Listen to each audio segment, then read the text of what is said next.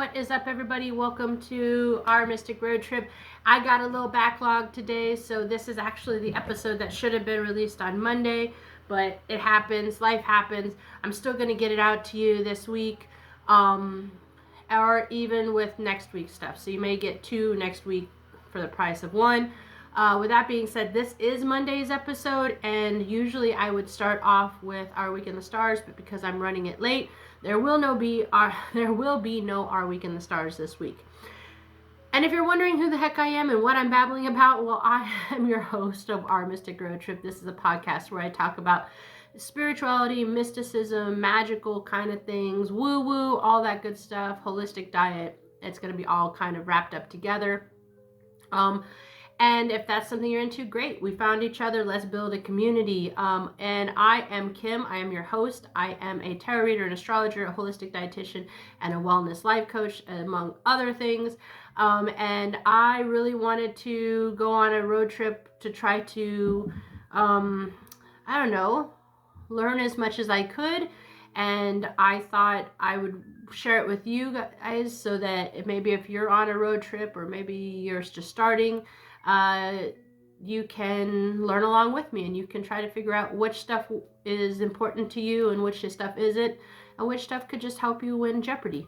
I don't know. There's all these kinds of really cool things happening, and so I thought I'd do that, and that's what our Mystic Road Trip is. This is me going through and learning everything I can about a lot of really cool stuff, and really just seeing what resonates with me. And that's kind of what I hope it is for you too.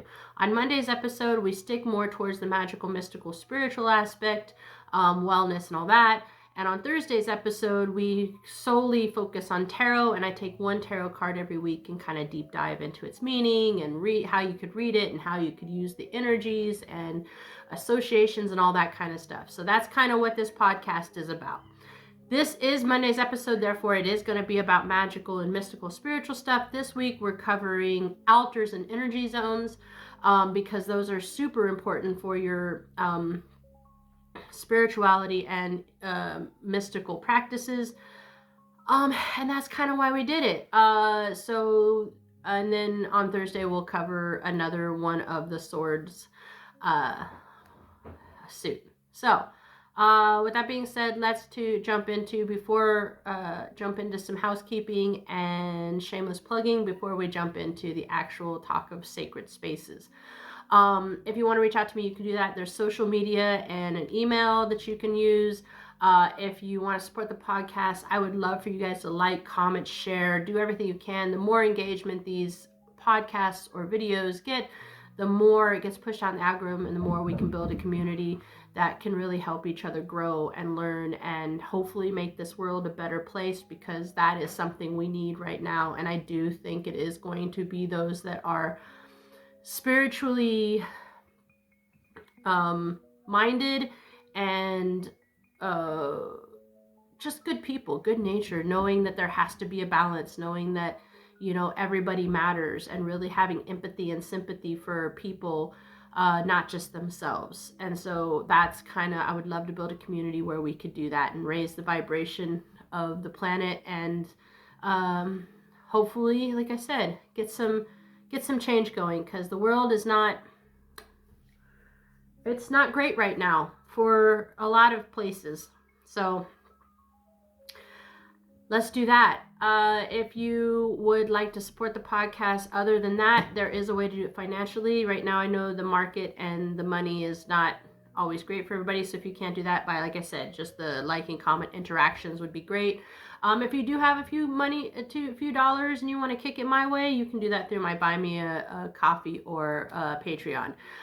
If you want information on this topic and a whole bunch of other really cool topics, make sure you check out the Medium publication. And if you are into history and you are into women and you are into feminism and you are into diversity, equity, and inclusion and all that kind of good stuff, and shining a spotlight on amazing badass women, then you might want to check out my other podcast. It's called Where All the Ladies At, and it's basically, I take a deep dive into history, myth, and legend, and really talk about women that deserve to be known and seen and all that kind of stuff. So if that's something you're into, by all means, let's meet up over there too.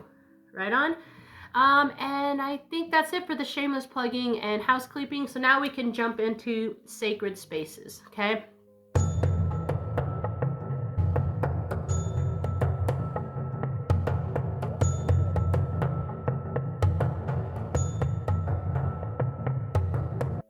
So when I talk about sacred spaces, I'm talking about altars and energy zones, right? We're going to cover things like the spiritual significance of altars, how to build your own sacred space, how to find and harness energy zones, how to use them for spiritual growth, all those things. So I think these are all very valuable tools no matter what practice and spirituality you follow, whether you're someone who's just spiritual and doesn't really have a religion, that's a religion in and of itself, or if you're someone who follows the Wiccan path or whatever path you follow, I think this information is good for pretty much anybody, right? So I think most people, I think, know what an altar is and why it's important, but I really want to, when I'm pacing these podcasts, I really want to start from the basics and work up, because I do think sometimes that's the best thing to do. So we're just going to start simple. What is an altar? It is definitely more than just a decorated table. It is a focal point. It's a physical focal point for where your spirituality meets the material world, right? It is a conduit, per se, you could say, between you and the other realms, right? So across cultures, across traditions, it's a place where you worship. It's meditation, spell work, honoring ancestors and deities, whatever you spiritually follow, that's where you do it. It can be simple, it can be elaborate, but it is a place that creates a sacred energy field. That is just the case, right? It does, like I said, is a conduit between your inner world and the unseen, right? So it is like a command center, right? This is a place where you set your intentions, you call for guidance, you align with your higher purpose and energies. And so it's important. Historically, altars have existed in every major tradition, even, from ancient shrines of indigenous cultures to the elaborate temple altars of ancient Egypt, Greece, Rome, and in Christianity, altars are there too. It's the central place to worship, right? Buddhism, they serve as places for meditation and devotion across the world. These spaces are where people honor the sacred, and they bridge, like I said, the physical with the divine. No matter what your spiritual path is, whether, like I said, witchcraft, astrology, ancestral veneration, holistic wellness, an altar is a way to anchor your practice. It helps you shift into like this spiritual space, and it is a constant reminder of your goals and beliefs. That is if you can keep your altar up. I do know there are some people that practice that don't feel like they can keep their altar up. And I have a friend that does that, and they have like a box. And they put everything in the box, and then when they practice, they set it up. But the setup is the same. It's in the same location. It's just they can't leave the stuff out all the time because of the situation they live in. But the altar is there, right? So how do you build an altar? So creating an altar is kind of very personal, right? No two altars are going to be the same. The very first thing you need to do is find a nice space, the right space, somewhere quiet, undisturbed, energetically neutral, right? And this so that you can focus without distractions, right? Some people have a whole table to their altar. Others work on small shelves, a corner of a room, a portable altar box for spiritual work on the go, all these things. The surface itself can be anything that feels right. Wood, stone, a cloth drape stand, even repurposed pieces of furniture.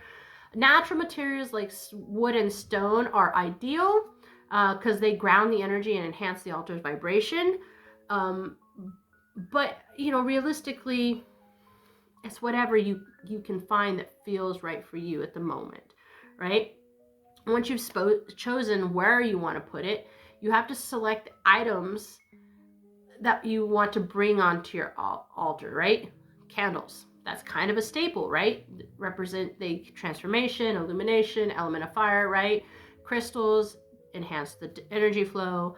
That's the earth symbol. Sacred symbols like pentacles and deity statues, runes, all these things can all be used to strengthen your altar's purpose, Another key element is offerings. Now, with offerings, I would say this is something that's probably going to vary per the ritual, per the holiday, whatever it is you're doing, right? You're never going to have the same thing, but this can include food and herbs, waters, coins, personal tokens, anything that can be left as a gesture of devotion, right? Incense, herbs, cleanse the space, right? Those kind of things are definitely something that's pretty much staple, because you need those to kind of cleanse the area, balance the vibrational frequency, right?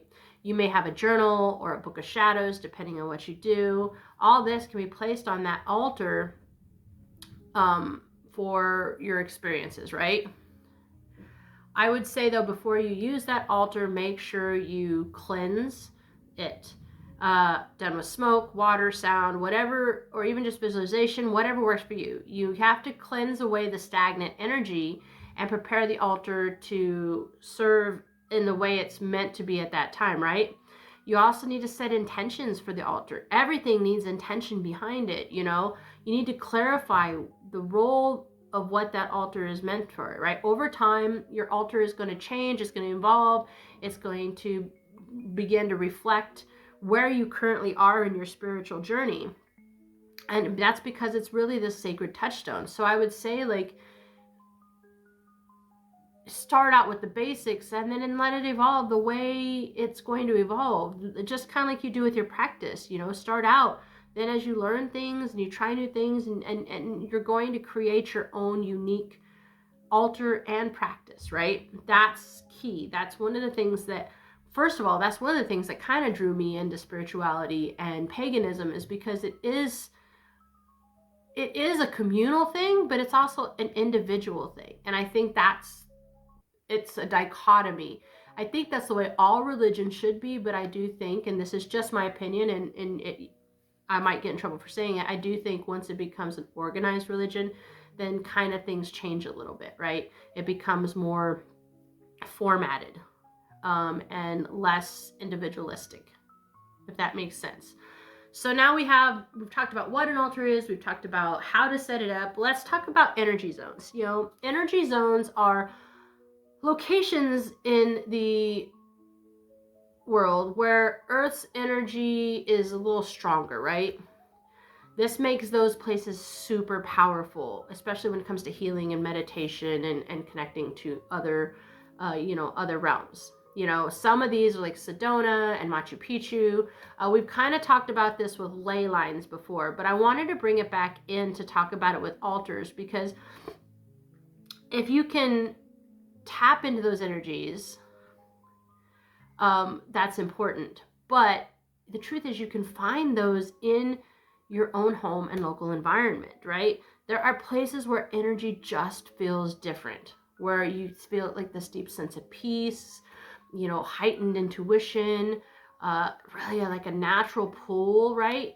And if you can understand where to locate these high vibrational spaces, you can really enhance your spiritual practice. So even if it's not in your own home, it's just locally, you can have a really great altar at home that really connects you, and then you can have these designated spaces. I'll give you an example. For me, I live in Tbilisi, Georgia, which is a country in the Caucasus region of Asia. Don't get mad at me. And there is like this place where I go and I just feel like at peace. It just feels comfortable. And that is, and I know most locals hate it, so if you're from Tbilisi, don't come at me, right?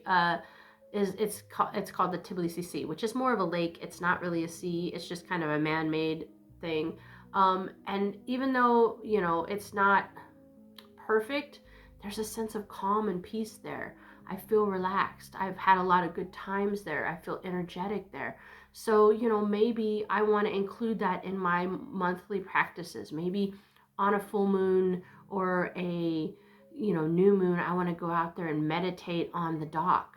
Whatever it is, you can find these zones that really feel high vibrational to you. One of the best ways to do that is to pay attention to the nature, right? High energy areas often feel very distinct. They have warmth and lightness, and There's a sense of calm. Some wildlife might be drawn there. For those who really enjoy divination, I would say dowsing rods and pendulums can be used to find these energies. I'm not really familiar with dowsing rods or pendulums yet. Like, I haven't dove into that aspect. They fascinate me, but I haven't gotten to it. So for me, it's more about my personal intuition, right? Uh, if you feel tingling in your hands, if you notice an uplifting mood, you know where these high vibrational is. And the thing is that's why I wanted to add this, is because yes, there are ley lines and there are points that are so energetic. I went to Stonehenge, okay? And Stonehenge historically for me was kind of like woohoo, right? Because I'm a history nerd, but also there was this energy there, right? But you know where I felt even more energy was when I went to Inverness, Scotland. And why? Because I have a connection to there. And for some reason, my body just resonated, right? It just felt comfortable. There's places where you go and you feel comfortable, and those are the places where you can use it, right? Personal intuition is important. If you want to create an energy zone, you can utilize geometric formations, circles, spirals, triangles, right? You can do crystal grids to create your own. And what that does is it takes the energy around you and pulls it into an energy zone. So yes, you can use energy zones in your own. You can create an energy zone on your altar, right? You can do music and sound frequencies. All these kind of play a part in it. Water features, plants, all these things can be great. Now you can see there's places and ways to create your own energy zone, right? You have an altar, you create an energy zone, and then you have this magnified connection, right? So how do you use that magnified connection, right?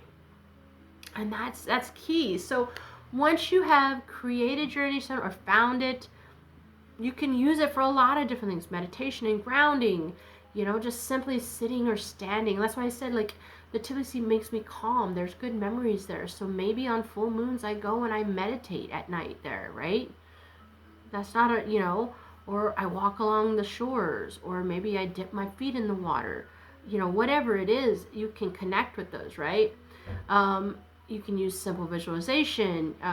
Energy zones are ideal for manifestation rituals as well. So writing down intentions, speaking affirmations. So maybe, once again, I'm using me as a basis. Maybe I go to Tbilisi and I do kind of like a lantern lighting ceremony or something on the water where I set my intentions off to the water. And yes, this isn't connected to the sea or the ocean, but it's still a water, so you can still use it. If you're practicing energy healing, lying down in the energy zone can be pretty restorative. I used to when I haven't gone because obviously it's been winter, but I'm getting ready. It's starting to get warm here. I can't wait. I would go and I would just float on my back in the water and just kind of heal and restore. And it can help you realign, and it's this great thing, right? So they can also be used as portals for spirit communication if that's something you're into. You can connect to deities and ancestors and spirit guides, and it's just this really high vibrational area that you can easily receive energy in. I even, I don't have an altar set up right now because I really don't have the space. I set it up when I need it.